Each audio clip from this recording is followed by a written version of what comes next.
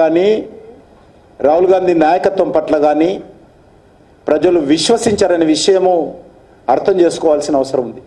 అది అర్థం చేసుకోకుండా ఈవీఎంలదో ఓట్లు చీలిపోవడమో లేకపోతే ఎలక్షన్ కమిషనో సుప్రీంకోర్టో లేకపోతే న్యాయ వ్యవస్థనో మీడియానో రాహుల్ గాంధీ మొన్న మాట్లాడుతున్నాడు. మీడియా అంతా కూడా ఈరోజు నరేంద్ర మోడీ గారి చేతిలో ఉంది.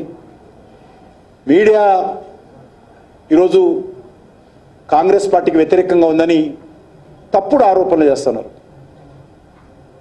కాబట్టి ఈ రకమైనటువంటి తప్పుడు ప్రచారాలతో ఏ రోజు కూడా కాంగ్రెస్ పార్టీ గెలిచే పరిస్థితి లేదు.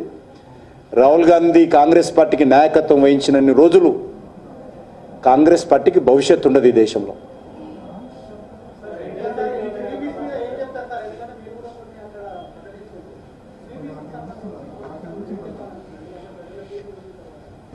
తప్పదు, కొంత ఉన్నటువంటి పరిస్థితుల్లో ప్రజలకు మేలు చేసేటువంటి విషయాలు కొన్ని చర్యలు తీసుకోవాలి.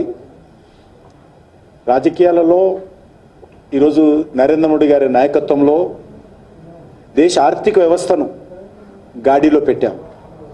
నరేంద్ర మోడీ గారు ప్రధానమంత్రి అయినప్పుడు 2014లో దేశ ఆర్థిక వ్యవస్థ ఏ రకంగా ఉండింది.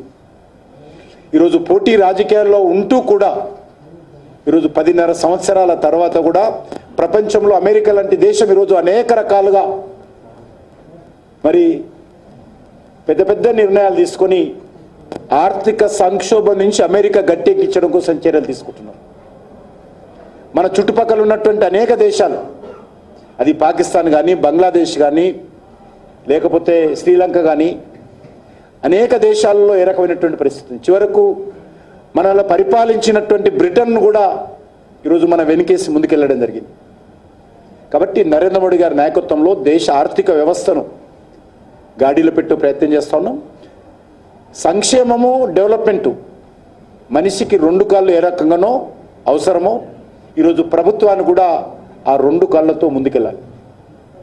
ఈరోజు కొన్ని పార్టీలు ఓట్ల కోసం దేశ భవిష్యత్తు, దేశ ప్రజల భవిష్యత్తు, భావి భారత భవిష్యత్తు అంధకారంలో నెట్టడానికి దేనికైనా సిద్ధమే. మేము ముఖ్యమంత్రి అయితే చాలు, నా కుటుంబం అధికారంలోకి ఉంటే చాలు, తర్వాత దేశం ఏమైపోయినా పర్లేదని అంటున్నారు. కానీ ఈరోజు నరేంద్ర మోడీ గారి నాయకత్వంలో ప్రతి ఒక్క పౌరుడికి 80 కోట్ల మందికి నెలకు 5 కేజీల బియ్యం ఉచితంగా ఇస్తా ఉన్నాం. 4 కోట్ల ఇండ్లు నిర్మాణం చేశాం, టాయిలెట్స్ నిర్మాణం చేశాం, 5 లక్షల రూపాయలు విలువైనటువంటి ఉచిత వైద్యం అందిస్తున్నాం, రైతులకు ఎరువుల సబ్సిడీ ఇస్తా ఉన్నాం, రైతుల అకౌంట్లో ప్రతి 4 నెలలకోసారి నిధులు ఇస్తా ఉన్నాం, గ్రామ పంచాయతీల అభివృద్ధి కోసం ఖర్చు చేస్తూ ఉన్నాం, మనరేగాకు అద్భుతంగా దేశ పేద ప్రజలకందరికీ సహకారం అందిస్తున్నాం. ఇవన్నీ చేస్తూ కూడా దేశ ఆర్థిక వ్యవస్థకు దెబ్బ తలగకుండా మరి రిసోర్సెస్ను జాగ్రత్తగా ఈరోజు ముందుకు నడిపిస్తూ ఈరోజు దేశ పరిపాలన చేస్తాం. కాబట్టి మనిషికి 2 కాళ్ళు ఏ రకంగానో ఈ 2 కూడా అదేవిధంగా డెవలప్మెంట్ అండ్ వెల్ఫేర్ ఈ 2 కూడా అదేవిధంగా చూడాల్సిన అవసరం ఉంది. ఆ దిశగా ఈరోజు భారతీయ జనతా పార్టీ అక్కడక్కడ మేము కొన్ని పథకాలు ప్రకటించినప్పటికీ ఇది ప్రధానమైనటువంటి ప్రిన్సిపల్గా మేము పాటిస్తా ఉన్నాం.